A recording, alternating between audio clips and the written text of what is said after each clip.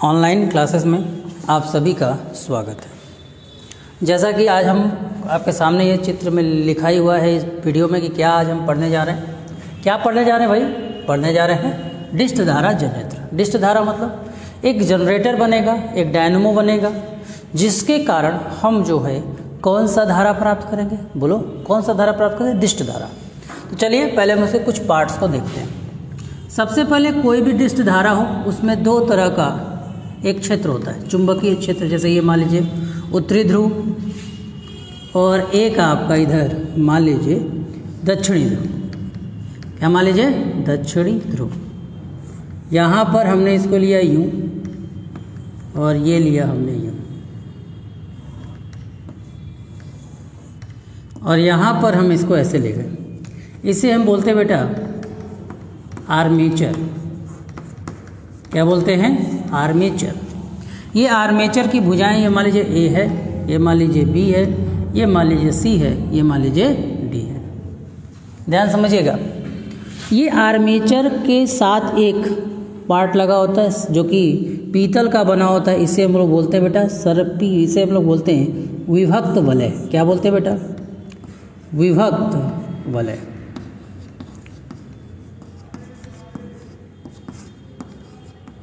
विभक्त वलय नाम क्यों है भाई? क्योंकि ये देखिए टूटा हुआ है, आधा सर्कल। जैसे ये सर्कल हो तो इसको बीच से ऐसे काट दो, ये जो वलय बनेगा उसका नाम होता है विभक्त वलय। अब यहाँ पर ये इसका नाम है ब्रुश। इसका नाम क्या है बेटा? ब्रुश। और इसके साथ हम परिपथ को बाहर लेकर आएंगे जिससे हमें करंट की प्राप्ति होगी। ये हमारा बल्ब हो गया। ठीक, चलिए अब देखते हैं कि करंट किस दिशा में बहेगा। देखिए ध्यान दीजिए। आपको पता है कि पहले जनरेटर काम कैसे करता है। आपको पता है, प्रेरण का सिद्धांत पता है। जब किसी चुंबकीय क्षेत्र में प्रेरित धारा प्रवाहित की जाती है, जब किसी चुंबकीय क्षेत्र में किसी कुंडली को घुमाया जाता है, ध्यान समझिएगा, जब किसी चुंबकीय क्षेत्र में कुंडली को घुमाया जाता है तो घुमाने के कारण क्या होगा? बोलिए। घुमाने के कारण उसके अंदर एक प्रेरित विद्युत वाहक बल उत्पन्न होगा कि नहीं होगा? ये प्रेरण का सिद्धांत है। तो प्रेरित विद्युत वाहक बल उत्पन्न होगा। यह प्रेरित विद्युत वाहक बल उसके अंदर प्रेरित धारा का उत्पत्ति करेगा जिससे हमें धारा की प्राप्ति होगी। इसके बारे में मिस्टर फैराडे जी ने हमको बताया था। इसीलिए फादर ऑफ इलेक्ट्रिसिटी के नाम से, मतलब हमारे विद्युत के फादर ऑफ इलेक्ट्रिसिटी के नाम से नवाजा गया मिस्टर फैराडे को।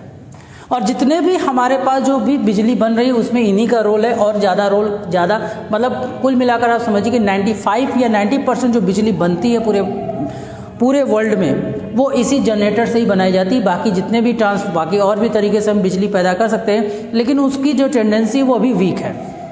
आप थोड़ा ध्यान दीजिए। आप जानते हो कि यहाँ पर ये N से S की तरफ एक जाएगा चुंबकीय क्षेत्र, रेखाएं जाएंगी ऐसे। अब आपको ये सोचना है कि आप इसको घुमाओगे कैसे। अब इसको घुमाओ कैसे? मान लो मैं कह रहा हूँ कि इस हिस्से को मैं ऊपर लेकर आऊँगा और इस हिस्से को मैं नीचे लेकर जाऊँगा। मतलब यूँ ऐसे घूमेगा, टाक टाक टाक टाक टाक, ऐसा घूमेगा ऐसे। अब जैसे कि आपको याद होगा फ्लेमिंग के दो नियम थे। पहला लेफ्ट हैंड रूल, मतलब बाएं हाथ का नियम, और दूसरा दाएं हाथ का नियम। क्या था? दाएं हाथ का नियम। अब दाएं हाथ के नियम को थोड़ा सा एक बार रिकॉल करते हैं। दाएं हाथ के नियम में क्या बोला था? यदि हम अपनी उंगलियों को इस प्रकार से रखें, कौन सी उंगली? अंगूठा, तर्जनी, मध्यमा। ध्यान समझिएगा, अंगूठा, तर्जनी, मध्यमा। यदि हम इस प्रकार से रखें तो जो अंगूठा होगा, जो हमारा अंगूठा होगा, वो चालक पर लगने वाले बल की दिशा या गति की दिशा, दोनों बोल सकते हो, बल की दिशा चाहे गति की दिशा को बताएगा। ये आपके चुंबकीय क्षेत्र की दिशा को बताएगा और ये उस पर बहने वाली प्रेरित धारा की दिशा को स्पष्ट करेगा। ध्यान से समझिए फिर से, क्योंकि अगर ये नहीं समझ में आएगा तो आपको ये बिल्कुल भी समझ में आने वाला नहीं है। फिर से समझिए, यदि किसी दाएं हाथ के नियम में यदि हम अपने अंगूठा, तर्जनी, मध्यमा को इस प्रकार से रखें कि तीनों एक दूसरे से लंबवत हों, तो अंगूठा चालक पर लगने वाले बल की दिशा या चालक पर गति की दिशा, ये क्या करेगा बेटा?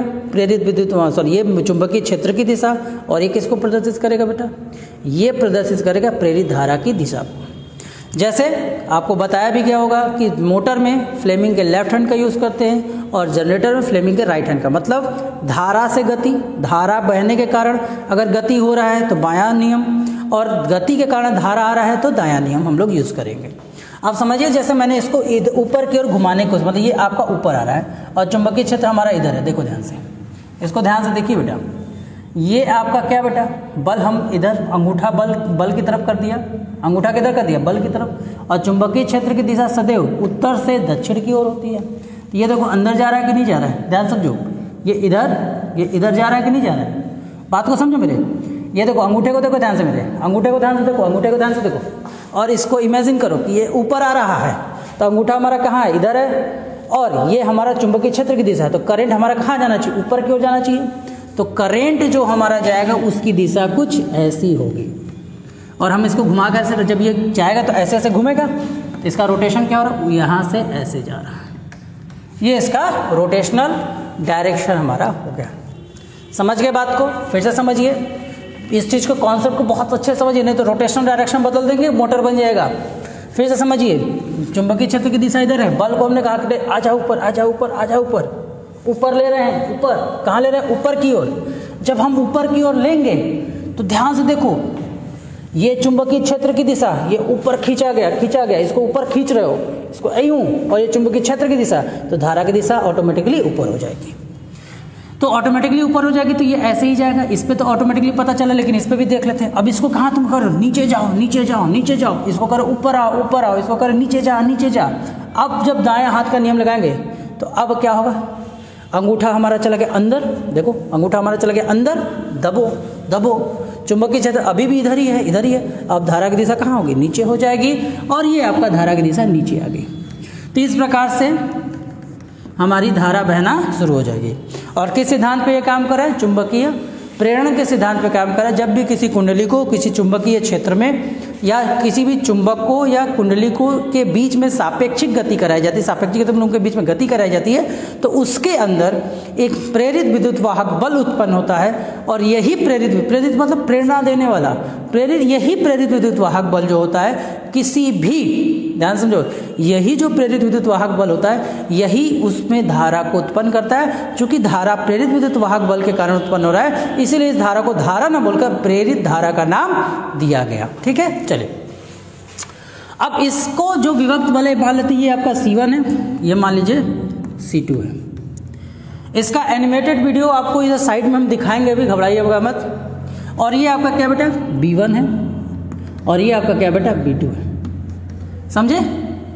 अब थोड़ा सा समझिए, अब आप थोड़ा सा अगर समझने का प्रयास करो, ठीक, ये होगा रहा हमारा, ये तो अभी है। अब जैसे ये ऐसे ऐसे ऐसे ऐसे ऐसे ऐसे घूमे, देखो ध्यान से, यूं है, ऐसे ऐसे ऐसे ऐसे ऐसे जाएगा, देखो ध्यान से, फिर से ऐसे ऐसे ऐसे ऐसे ऐसे जाएगा ना। तो जब ये ऐसे जाएगा, ध्यान समझना, जब ये ऐसे जाएगा तो ये देखो अंगूठा जो इधर था अब वो इधर आ गया। तो दूसरे फिगर पे हम लोग आते हैं, तो दूसरे फिगर को ध्यान से देखो बच्चा। अगर ध्यान से नहीं देखोगे तो जो भी चीज़ें मैं बता रहा हूँ वो आपको बिल्कुल भी समझ में आने वाला नहीं है। इस बात को बार बार मैं बता रहा हूँ। अब देखो यहाँ पे दूसरा फिगर में क्या होगा, सब कुछ चुंबक अपनी जगह पर ही है, बस आर्मेचर की कुछ स्थितियाँ बदल गई। अब थोड़ा ध्यान दो, ये आर्मेचर की कुछ स्थितियाँ बदल गई। ठीक, अब देखो जैसे मैंने कहा ये अंगूठा इधर था, अब घूम का अंगूठा इधर आ गया, मतलब डी और सी, अब उत्तर की तरफ, इधर आपका डी आ गया, इधर आपका सी आ गया, समझ गए? और इधर आपका बी हो गया, इधर आपका ए हो गया। ठीक, अब देखो बेटा कि अगर ये, दरअसल मैं आपको बताऊं, जैसे ये ऐसे जुड़ा हुआ है, सर्पी बले विभक्त बले के साथ यूं जुड़ा हुआ है, तो इसके साथ ये भी घूमेगा, ये भी घूमेगा। कौन घूमेगा? ये भी घूमेगा। जब ये ऐसे घूमेगा तो देखो ये अंगूठा इसके साथ जुड़ा है, ये इसके साथ जुड़ा है, ये कैसे घूमेगा? अब अंगूठा इधर चला है, ब्रूस कहीं नहीं, ब्रूस अपनी जगह पे स्थिर रहता है, मतलब ब्रूस को छूकर, जैसे ये मान लीजिए हमारा विभक्त वाला, ये हमारा ब्रूस है, तो ये इसको बस छूकर जाता है, ये अपनी जगह पर रहता है, ये अपनी जगह को नहीं छोड़ता है। ठीक, तो अगर ये आया तो इसका जो ये विभक्त वलय था, कौन सा विभक्त वलय था, इसका विभक्त वलय कौन सा था, C2 था। तो इस बार C2 कहाँ आ जाएगा, इधर आ जाएगा। बोलो विभक्त वलय कहाँ था, यहाँ था। अब ये जब घूमकर ये जब इसके साथ घूमेगा तो ये देखिए मेरा ये हाथ का हिस्सा देखिए, ये बटन वाला हिस्सा, ये विदाउट बटन वाला हिस्सा है। ये जब घूमेगा तो बटन वाला हिस्सा किधर पहुँच गया, इस तरफ पहुँचा कि नहीं पहुँचा, देखो ध्यान से, ये इधर ये इधर आ गया। तो अब जो C2 आपका यहाँ था वो इधर आ जाएगा। अब जो C1 आपका है वो यहाँ आ जाएगा। कहाँ आएगा, यहाँ आएगा। ठीक, और ब्रूस अपने आप को नहीं बदल रहे थे, ये आपका टुक टुक टुक ठीक है, ये आपका बल्ब हमने लगाया दिया और ये हमारा ब्रश अभी भी B1 अपनी जगह पर है, अभी भी ब्रश वही है, हम अभी भी उसको उसी तरह घुमा रहे हैं। अब देखो थोड़ा ध्यान दो, थोड़ा सा ध्यान दो। ये देखो, ये अगर हमको इसको घुमाना है तो ये देखो, ये एक बल नीचे एक बल ऊपर। अगर ये बल ज़्यादा होगा तो ये इसको ऐसे लेकर जाएगा, ये बल ज़्यादा होगा तो ये ऐसे लेकर जाएगा। अब इसको अगर घुमाना है तो दोनों बल को बराबर कर, देखो ये देखो, अभी ये बल कहाँ ऊपर है, ये बल कहाँ नीचे, अगर उसको घुमाना है तो देखो जो बल पहले ऊपर काम कर रहा था अब वो बल हमको कहाँ लगाना पड़ेगा, नीचे की ओर, तभी ये घूम पाएगा ना। सोचो, ये देखो, ये अभी ऊपर, ये देखो हिस्सा ऊपर जा रहा है तो बल ऊपर लग रहा है। अभी इस हिस्से को देखो, अभी नीचे जा रहा है तो मतलब बल कहाँ लग रहा है, नीचे लग रहा है। ठीक है, समझ गए। तो अब इस पर जो सीढ़ी जो पहले नीचे हम ठूस रहे थे कि जा तू नीचे जा, तू नीचे जा, अब ये नीचे नहीं, अब ये ऊपर आएगा। कहा कि बहुत नीचे रह गया, अब हमको ऊपर भेजो। अब ये जो नीचे जा रहा था, ये जो ऊपर आ रहा था, अब ये नीचे जाएगा। तो जिससे घूर्णन की दिशा तो अभी भी वही रहेगी, घूर्णन की दिशा अभी भी उसी तरह घूमेगी। चुंबकीय क्षेत्र अभी भी उसी तरह काम करेगा, चुंबकीय क्षेत्र में कोई बदलाव नहीं है। चलिए धारा की दिशा को फिर से एनालाइज करते हैं। चुंबकीय क्षेत्र नॉर्थ से साउथ, नॉर्थ से साउथ, नॉर्थ से साउथ। अब देखो ध्यान से, यूं, ये देखो, देखो ध्यान से, चुंबकीय क्षेत्र इधर, बल आपने इधर लगाया, चुंबकीय क्षेत्र इधर, अंगूठा इधर, कि धारा किधर, ऊपर, धारा किधर, ऊपर। तो इस पे बहने वाली धारा ऊपर और इस पे बहने वाली धारा किधर, नीचे। तो आप लोग समझ ही गए होंगे। अब इन दोनों, अब कहोगे सर इन दोनों फिगर में अंतर क्या है, सब तो सेम चल रहा है। देखो अंतर क्या है। इस फिगर में अगर तुम ध्यान दो तो धारा की दिशा A से B क्या है बेटा, इस फिगर में धारा की दिशा किधर है, A से B, B से C, C से D। बोलो विभक्त वलय में कैसे, C2 से धारा आ रही है, देखो C2 से धारा आ रही है, C2 से C1, ठीक है। और विभक्त वलय में किधर, और ये ब्रश में किधर से धारा, B2 से B1। देखो ध्यान से, A B C D, C1 से C2, B2 से B1। अब इसमें देखो, इसमें क्या है, इसमें अब धारा की दिशा उल्टी होगी, D से C, C से B, B से A। देखो धारा ऐसी जा रही है ना। अब देखो यहाँ देखो, अब जो धारा C1 था, पहले देखो C2 इधर था तो धारा इसी के साथ जा रही थी। अब देखो धारा किसके साथ जा रही है, C1 से जा रही है। अब धारा C1 से जा रही है, C2 से निकल रही है। ठीक है, तो देखो यहाँ ये पूरा का पूरा इधर वाला हिस्सा बदल गया। देखो बदला कि नहीं, ठीक विपरीत हुआ कि नहीं हुआ, बोलो। तो धारा की दिशा मतलब अगर धारा का ग्राफ बनाए तो अंदर पहले ऐसे था, अब उल्टा हो गया। पहले हाफ में सीधा था, दूसरे हाफ में उल्टा हो गया। मतलब ये धारा कौन सी हो गई, AC धारा हो गई। ध्यान समझो हम क्या बोल रहे हैं। पहले क्या था, पहले क्या था, ये धारा ऐसे थी, अब ये धारा ऐसे चली गई तो AC धारा हो गई। लेकिन अभी भी देखो धारा जो ब्रश अपनी जगह चेंज की है, ब्रश ने अपनी जगह अपना बदलाव किया नहीं किया। अभी भी जो धारा है वो B2 से जा रही है, B1 में निकल रही है। मतलब हम दे क्या रहे थे, AC, और मिल क्या गया, DC। दे क्या रहे थे, AC। देखो अंदर धारा बदल रही है, धारा की दिशा अगर लगातार बदलती जाए तो ऐसी धारा को हम लोग क्या बोलते हैं।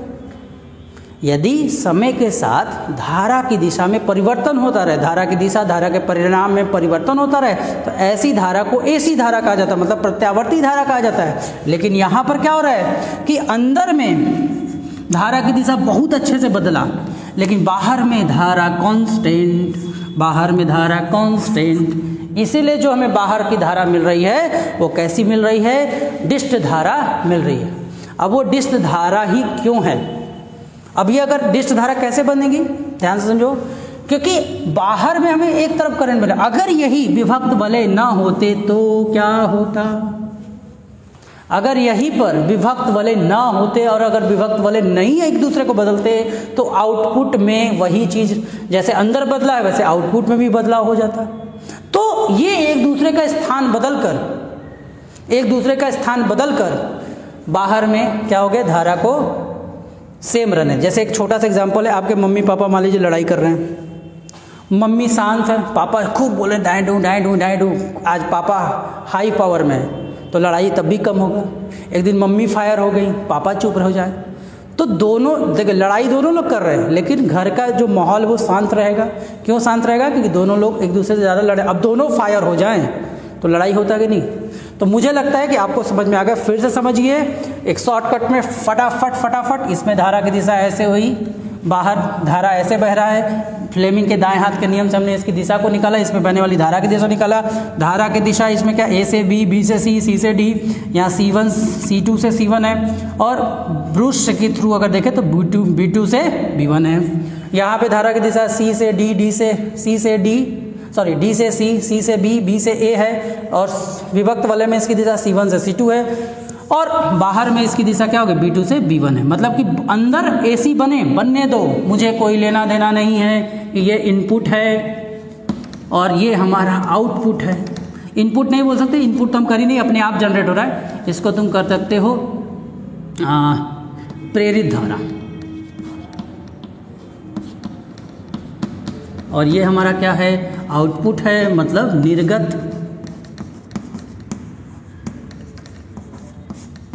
धारा। ठीक है, तो आई थिंक आपको समझ में आ गया होगा। आगे अगर आपको पसंद आया तो वीडियो को लाइक करें, सब्सक्राइब करें और कमेंट करें। Thank you.